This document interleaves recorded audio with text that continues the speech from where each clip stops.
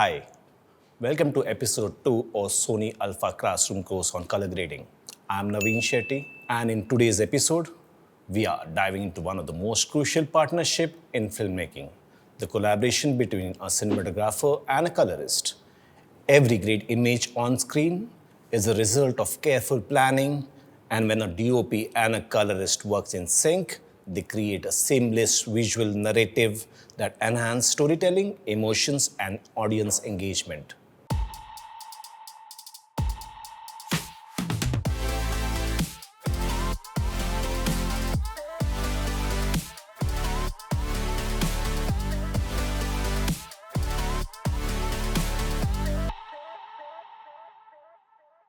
A film's final look isn't something that happens in post-production alone. It begins long before the first frame is shot.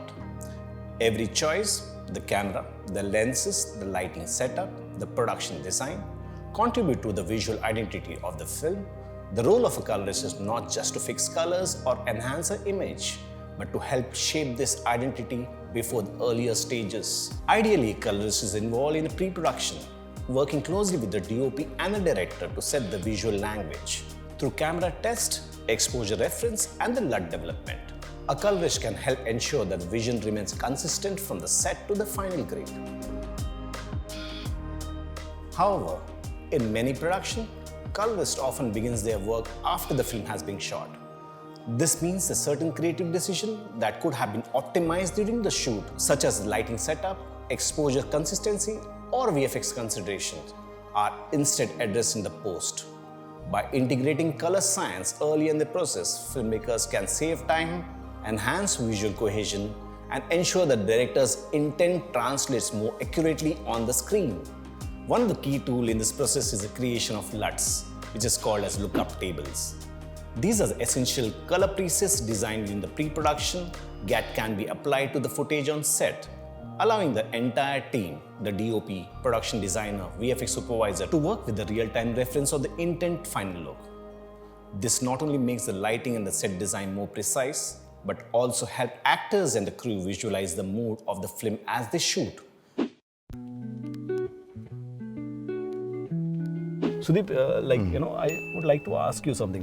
We have associated ourselves, I think so, 7-8 years down the line, or more than that. More than that, yeah. How different was it when you took up this challenge of Arya 2, provided there was already a season of Arya 1 which had come?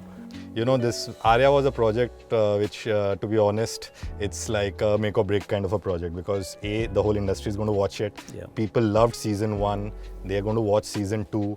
And the challenges that Ram as a director, his style of working, the story, the script, the characters' development allowed you to be slightly more real, slightly more cinematic, slightly more edgy to begin with. I remember HDR was new for us at that point. For me at least, I hadn't done a single project on HDR, although it allows you a lot more in terms of your latitude, but it also, you have to be careful of your highlights especially. True. Yeah, and for a thriller like Arya, they're going indoors, outdoors all the time. You're seeing from inside, you're seeing inside out. So those are the scary things. We did those tests. We picked the camera. We tested some lenses. All cinematographers, all filmmakers. Everybody will tell you, Naveen will tell you that magic happens only when you push your boundaries. Otherwise, in a safe space, everybody knows these are the options. Obviously, you can grade it most beautifully depending on your subject, but depending on your palette. But tell me, Arya 1 was them, and that I remember it was during the lockdown. And yeah. I think so the most challenging is doing a part 2. How's your approach then, to shoot it so that I have the flexibility to go that direction also and this direction also? How did you manage that? To an extent, you can plan, you can design, you can want. I tried to have slightly more contrast, slightly more edgy, because the subject was such. But at the same time, organically, the spaces that they were in, what they are going through, the way the story is, they're very different locations from season 1.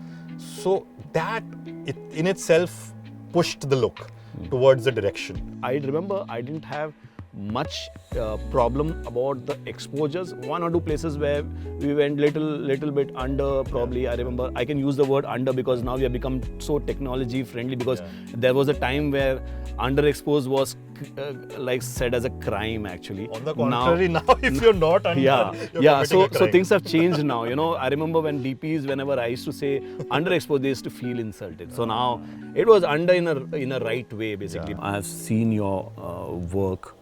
You've just done Mismatch 3. My career till before Mismatch was again like a lot of thrillers, a lot of real dramatic drama is what I was dealing with more. Mismatch, for the first time I got an opportunity which is more in a happy, I wouldn't say a rom-com, but happy but young space that I was very keen on doing. It is a new chapter in the lives of the characters. New things are happening. New spaces are being opened. They are in a different, more professional world. Yeah, I remember when you're doing Mismatch 3, you called me and you said that, Naveen, I want to try something which is more advertising, but not very glossy, but there should be a style to it. First 2 seasons, they treated Rajasthan in their own way, which was very cinematic, but very like the very traditional, very contrast was very traditional. But this time Akash really wanted to explore a new look. Again, Netflix work on an ACES, and then what happens in shoot is that workflow of HDR is all not there in the shoot.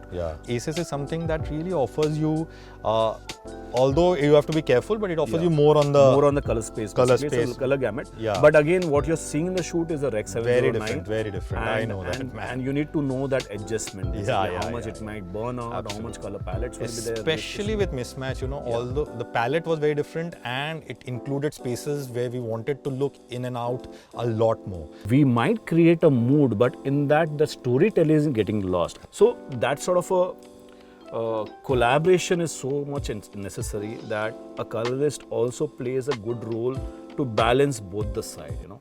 So that's the best way to end that. It was great discussing with you, Sudeep. I see fantastic work coming out from your This Noob is my go-to place, man. I'm going to come here tomorrow also. This is my office as of now. Thanks, thank you. As a colorist, it's crucial to adapt the grade based on the final viewing platform. This means making the adjustment to ensure that the essence of the image remains intact, whether it's on a 40-feet cinema screen or in the palm of someone's hand. By keeping this consideration in mind, we make sure that the audience experience the film as intended, regardless of where they are watching it. In the next episode, we dive into the tools of the trade, the software, the technique, the workflow that helps brings a colorist vision to life. See you in episode 3. Until then, keep sharing your work with us using the hashtag LearnWithSony. Happy grading.